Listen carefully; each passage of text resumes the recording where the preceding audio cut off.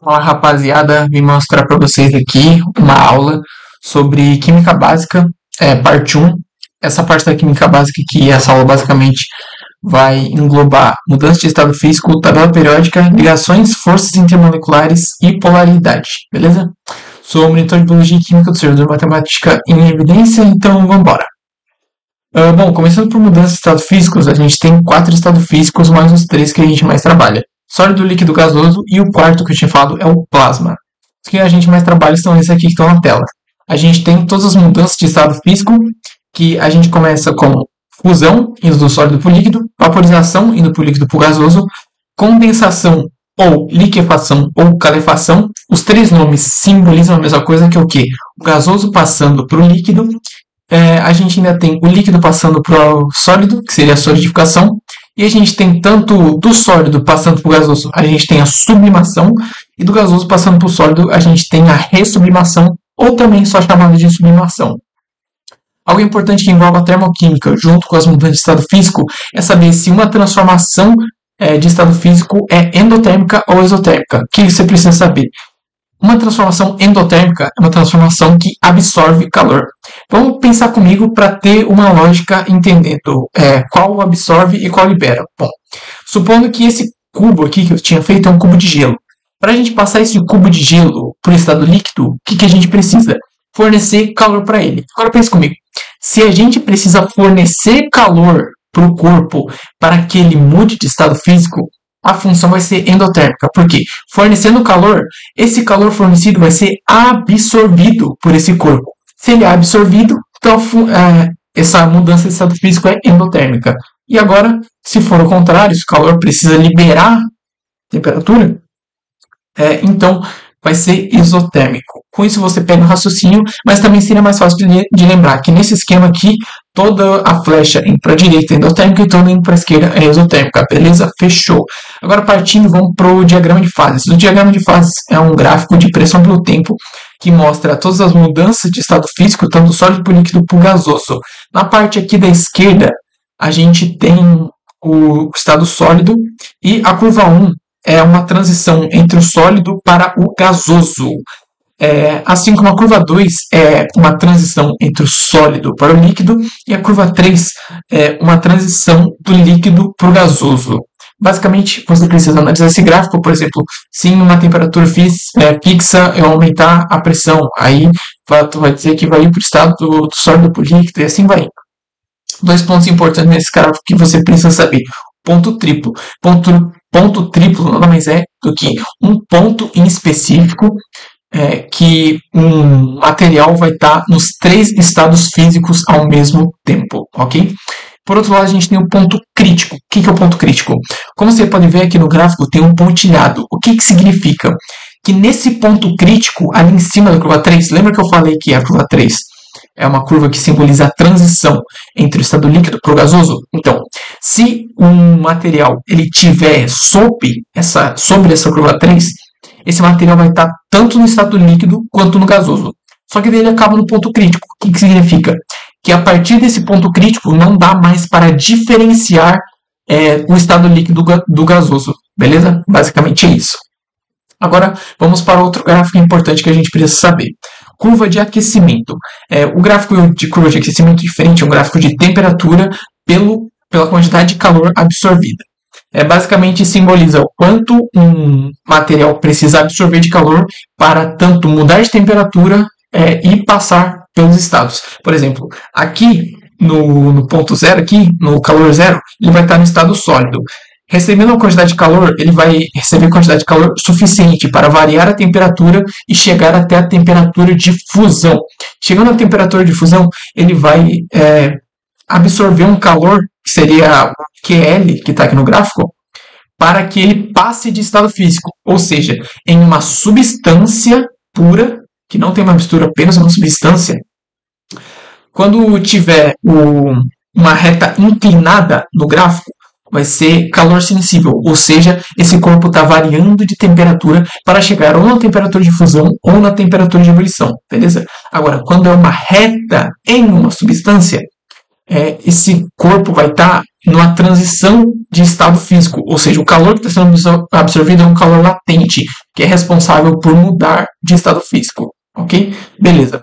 Agora, como eu dei muita ênfase na substância, por que eu dei essa ênfase? Bom, é porque o gráfico da curva de aquecimento é diferente quando se trata de uma mistura, e também diferente quando se trata de uma mistura azeotrópica ou eutética. Como é que funciona? Em uma mistura, tanto a temperatura de difusão quanto a de ebulição vão variar, ou seja, essa coisa aqui que está reta, essa coisa aqui que está reta, estaria a curva, por exemplo, mais ou menos aqui. Depois continuaria, beleza? E aqui a mesma coisa. Essa curva aqui que está reta, não seria reta, seria inclinada. Ou seja, seria mais ou menos isso aqui, beleza? Mais ou menos, ok.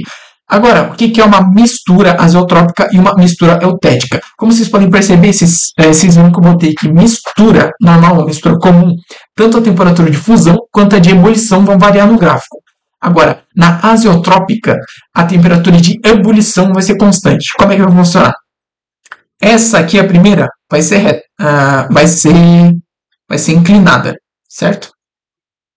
Que é a temperatura de fusão, essa reta aqui. Ela vai ser inclinada por quê? Porque é variável. O que é constante é a de ebulição. Depois disso, vai seguir aqui e essa temperatura de ebulição na mistura azeotrópica vai ser uma reta, assim como é em uma substância, mas apenas a de ebulição, de fusão não. Por outro lado, a eutética é a mesma coisa, só que o contrário. Então, o que vai ser? A temperatura de fusão dela vai ser constante, como vocês podem ver que eu botei ali. Então, essa aqui vai ser reta e essa aqui vai ser inclinada. Mais ou menos assim, tá? Então, é mais ou menos assim. Então, fechou. Curva de aquecimento. Eita, o que eu fiz? Curva de aquecimento finalizada. Vamos para o próximo tópico. Agora, rapaziada, tabela periódica. Bom, esse aqui é um exemplo clássico de tabela periódica. Coisa que você precisa saber. Uma tabela periódica é construída em nível crescente de número atômico. Como é? Basicamente, o hidrogênio é o primeiro elemento da tabela periódica. Por quê? Porque ele tem um número atômico 1, que é esse númerozinho que está aqui em cima. Beleza? Beleza. Agora, qual que é o segundo elemento da tabela periódica? É o hélio. Por que é o hélio e não, por exemplo, o lítio? Porque o hélio ele tem um número atômico 2. Você lembra o que eu falei?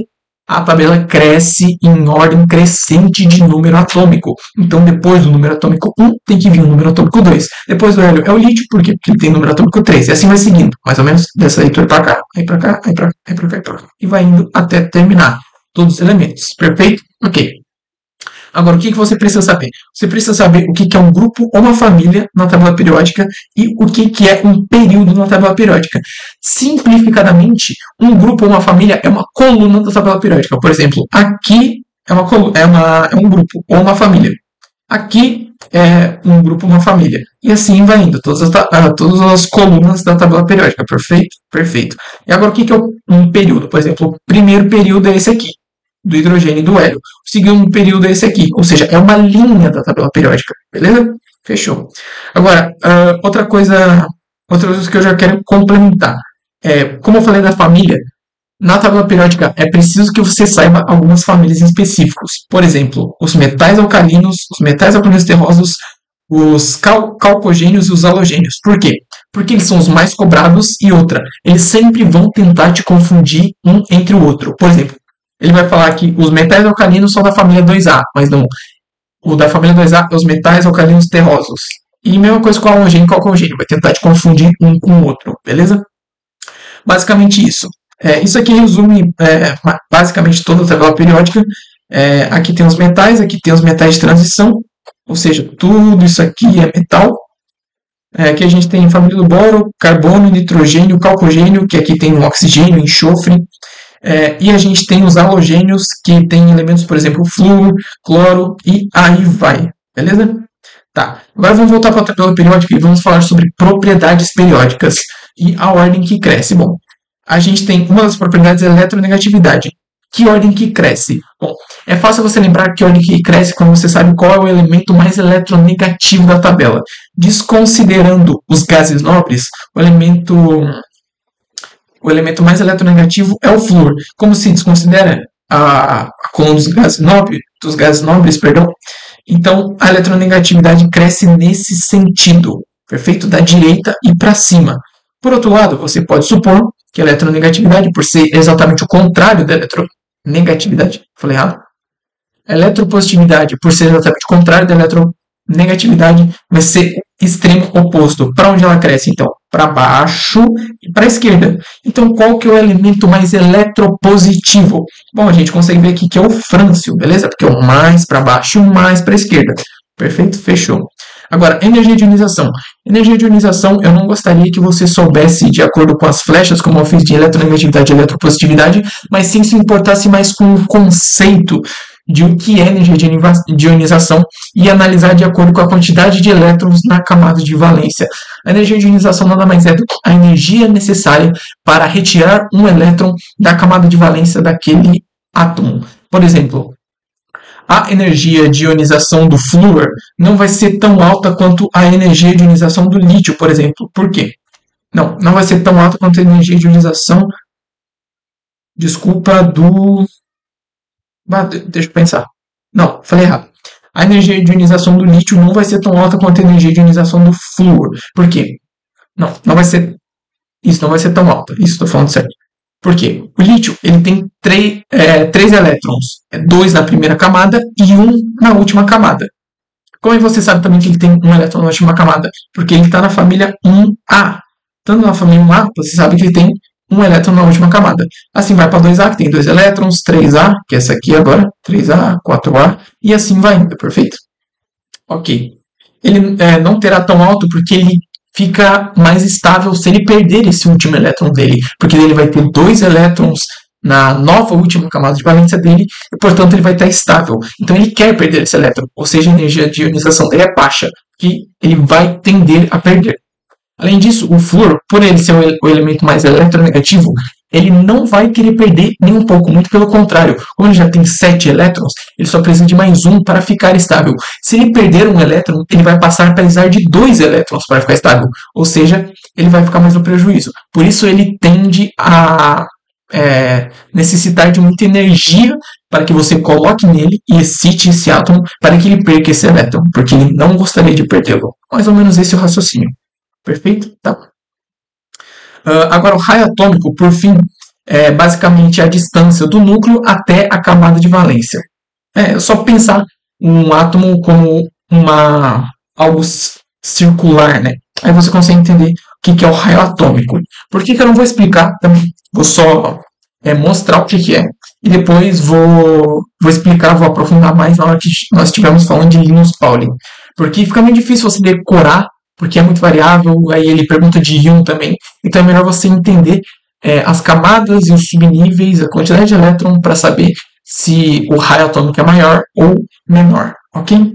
Portanto, vamos seguir e vamos para Linus Pauling. Esse aqui é o diagrama de Linus Pauling, que basicamente mostra os níveis, subníveis e a quantidade de elétrons de um átomo. Ou seja, ele também pode ser chamado de diagrama eletrônico, porque mostra os elétrons. Tudo bem? Ele é composto por 1, 2, 3... Peraí que eu não estou pintando. Aqui.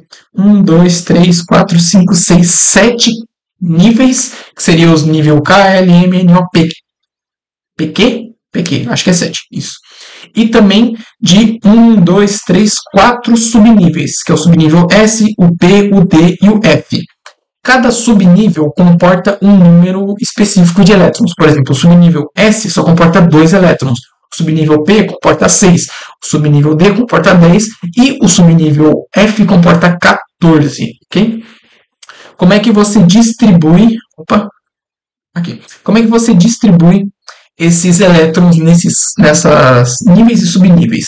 Você faz, como mostra a seta aqui, uma distribuição em diagonal para baixo. Ou seja, você meio que segue a linha da seta. Começa no S2, depois você segue de novo a seta, só que agora para cá. Meio que fizesse isso aqui, né? Isso aqui, pá. Só que aí fica muito rabiscado, prefiro fazer assim, tá? Então, basicamente, você vai indo na diagonal para baixo. Assim como mostra. Ok. Vamos fazer um exemplinho para ficar bem claro para todo mundo. Vou pegar o Na11. Vamos lá. Na11, se ele está eletricamente neutro, ele tem tanto 11 prótons e 11 elétrons. Ou seja, vamos ter que distribuir o Linus Pauling até chegar no número 11. Vamos lá, vamos começar. Todo mundo sabe que o primeiro é um S2, ok. 1s2. O segundo, bom, descendo aqui, 2s2. Então vamos lá, 2s2. Tá, esse aqui já foi, não tem mais nada. Agora aqui, 2p6, perfeito. 2p6. Agora o último, 3s2. Opa, mas peraí. Eu acho que já deu totalmente, né? Eu preciso que chegue até o número 11. Vamos contar. A gente tem 2 desse aqui deu 4. 4 com desse mais 6 desse deu 10. 10 mais 2 deu 12. Isso passa, porque a gente precisa que seja 11. O que significa? A gente tem que tirar esse aqui, em vez disso botar 3s1. Agora vamos lá. Qual que é a camada de valência do Na11? Vou pintar de rosa aqui para vocês. É o 3s1. Por quê? O nível mais alto é a camada mais distante, ou seja, o 1 é a camada 1, o 2 é a camada 2. O 3 é a camada 3. A camada de valência é a camada mais distante do núcleo, portanto, a camada 3 é mais distante. Então, como é que a gente sabe? A gente sabe que a camada de valência está no nível eletrônico 3, ou seja, KLM, no subnível S e com 1 elétron na camada de valência. Fechou? Beleza. Basicamente isso que você faz. O que eu recomendo para você? Na hora de você for fazendo as questões, pega decorado, mas decorado mesmo. Tudo, a distribuição do Linus Pauling até chegar no 3D10. Com isso, tu mata grande parte dos átomos que as questões te pedem. Depois de, se um átomo passar do 3D10, ou seja, tiver um número atômico maior que 30, você faz ali o seu rascunho do diagrama de Linus Pauling e a partir disso você vai distribuindo na forma tradicional, digamos assim, sem memorizar nada. Perfeito, mas olha isso aqui, ó. Agora vamos fazer a distribuição do cloro. Mas espera aí, cloro ele me deu que é um ânion, ou seja, ele está querendo que eu faça a distribuição do íon. Como é que eu faço nesse caso, Guilherme? Pronto, vamos ver. Primeiro, o que eu te recomendo? Primeiro faz normal. Faz o cloro como se ele tivesse eletricamente neutro. Ele tem número atômico 17, significa que ele tem 17 prótons e também 17 elétrons. Ou seja, a gente tem que levar o Linus Pauling até o número 17. Vamos lá. 1s2, 2s2, vamos mais rápido agora. 2p6, 3s2, 3p6. Vamos ver como tem? 2, 2, 4, 4 mais 6, 10, 10, 12... 12 mais 6, 18. Opa, então 18 passa, transforma esse 3p6 em um 3p5 e daí fecha. 2 mais 2, 4, 4 mais 6, 10, 10 mais 2, 12, 12 mais 5, 17. Fechou. Bom, mas vamos agora marcar a camada de valência. Por quê? Porque se a gente está transformando o cloro em um íon, a gente vai tirar o íon dessa camada de valência. Perfeito. Então, essa aqui é a camada de valência. Vocês concordam por quê? Porque está no nível 3 e o nível 3 é o mais distante que a gente tem nesse caso. Tá bom? Se a gente vai fazer ele ganhar um elétron, porque ele está negativo, negativo ganha um elétron, o que vai acontecer? Esse 5 aqui vai ficar 5 mais 1. Então, como é que vai ficar? Só copiar agora e adiciona. 2s2, 2p6, 3s2, 3p6. Só um pouquinho! Fechou. Esta é basicamente a distribuição do Linus Pauling e o que você precisa saber do íon. Aí varia. Falando sobre o raio atômico, como é que você consegue saber? Faz a distribuição e vê. Quanto maior o número de camadas que o cara tiver, maior o raio atômico. Basicamente, você consegue ter uma ideia melhor com isso. Ok? Por isso que eu peço que na hora que você é exigido de analisar qual átomo tem maior raio atômico, eu peço que você faça as duas distribuições do Linus Pauling de cada átomo. E a partir da distribuição você analisa. Pô, se ele tem 3 camadas, ele tem e o outro tem 4, com certeza que tem 4 camadas vai ter maior raio. E assim você vai indo, beleza? Fechou. E essa aqui, só para você saber, é a divisão da tabela de acordo com a distribuição de Linus Pauling. O que isso significa? Basicamente, esse aqui é o bloco S, esse aqui é o bloco D, esse aqui é o bloco P, esse aqui é o bloco F. O que significa? Do 1, a coluna 1 e 2, todos os elementos aqui vai terminar com S alguma coisa, ou S1 ou S2. No P, a mesma coisa. Vai terminar com P1, P2, P3, P4, P5 ou P6, beleza? Com o D até a mesma coisa, até o 10, e o F a mesma coisa até o 14. Fechou? Basicamente isso. Seguindo, agora vamos para ligações químicas. Vamos categorizar cada ligação química, depois vamos para forças intermoleculares, polaridade e solubilidade. Vamos lá.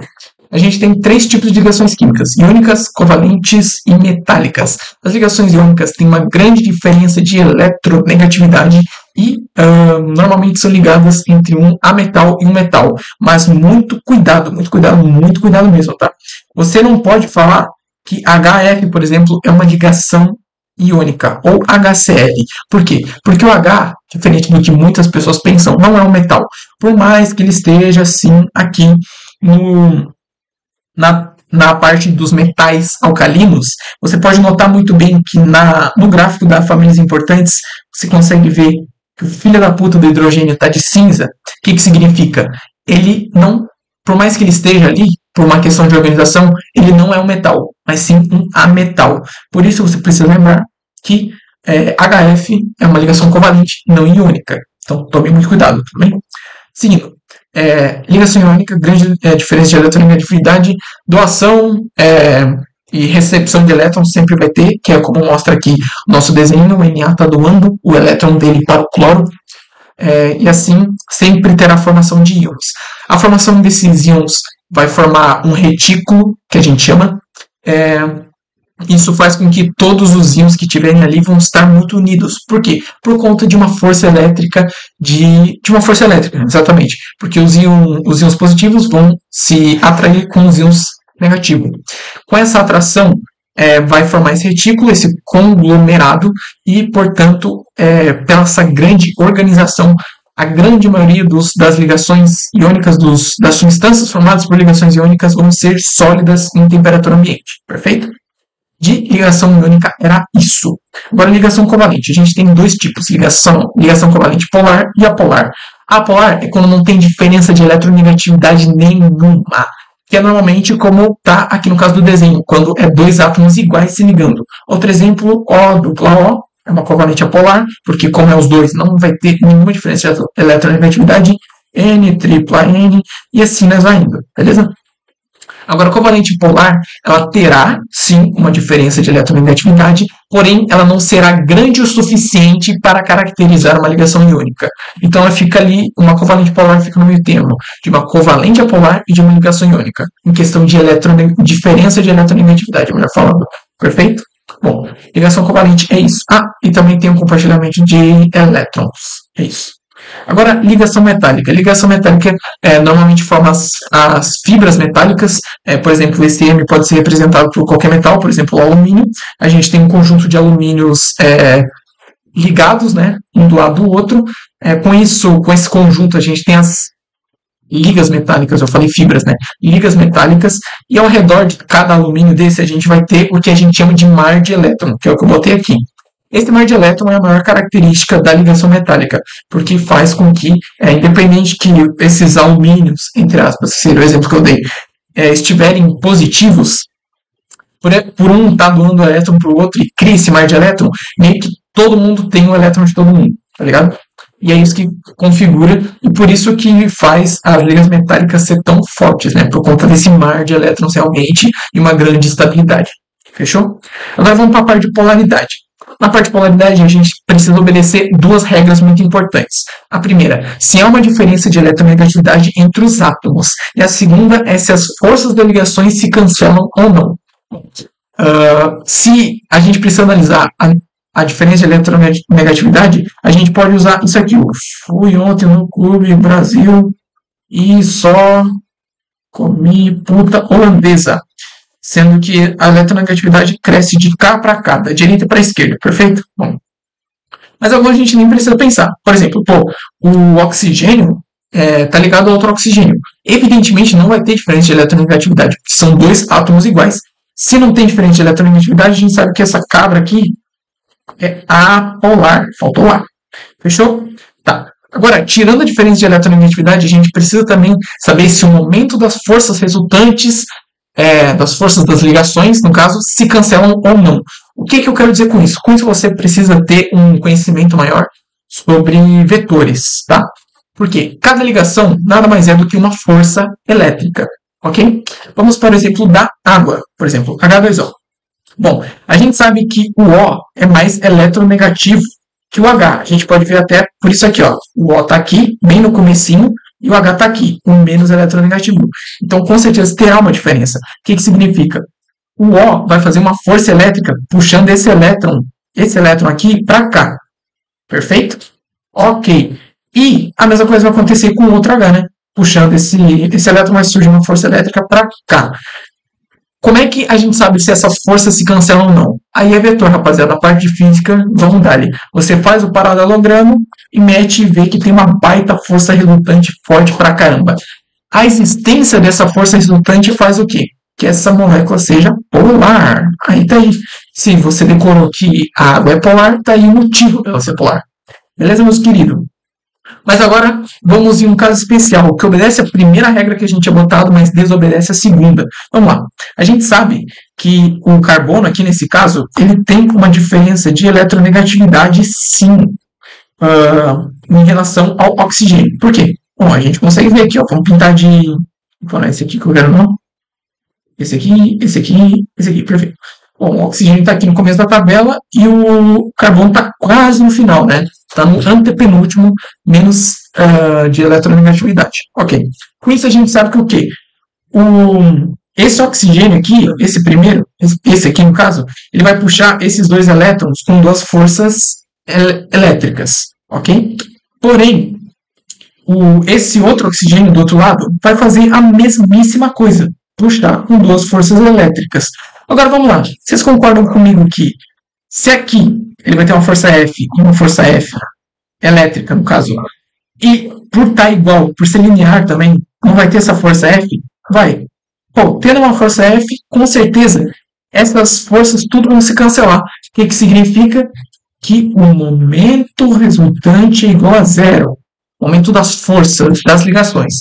Com esse momento sendo zero, a gente pode ter certeza que o CO2, o gás carbônico, é apolar. Perfeito? Então, esse é um caso em que obedece a primeira regra, mas desobedece a segunda. Fechou? Por isso que você tem que estar ligeiro. Ah, mas é muito trabalhoso fazer toda essa análise vetorial. Realmente. Mas eu estou passando para você entender de onde que vem, beleza? Agora, se forem outras questões, o que é apolar? É melhor você ter decorado, por exemplo. Uma cadeia carbônica de hidrocarbonetos muito grande vai ser apolar, óleo e gordura vai ser apolar, e assim vai indo, ok? Mas para você entender de onde é que veio, é aqui o que eu estou te mostrando, perfeito? Agora vamos seguir. Vamos falar sobre forças intermoleculares. A gente tem 4. Dipolo induzido ou força de Van der Waals, também chamada. A gente tem também dipolo ou dipolo permanente, também chamada. A gente tem ponte ou ligações de hidrogênio e íon dipolo. Bom, basicamente, dipolo induzido são forças intermoleculares, basicamente uma interação de duas moléculas apolares. Dipolo-dipolo é a interação de duas moléculas polares. Ponte ou ligação de hidrogênio é quando o H de uma molécula está ligado ao flúor, oxigênio ou nitrogênio de outra molécula, ok? E íon dipolo é quando tem o íon de uma molécula ligado a uma parte polar ou apolar de outra molécula, perfeito? E qual força é mais forte que qual? Tá aqui. O dipolo induzido é mais fraco e o íon dipolo é a mais forte. A ligação de hidrogênio é a segunda mais forte e a dipolo-dipolo a terceira mais forte. Então é nessa linha aqui, beleza? Bom, vamos lá.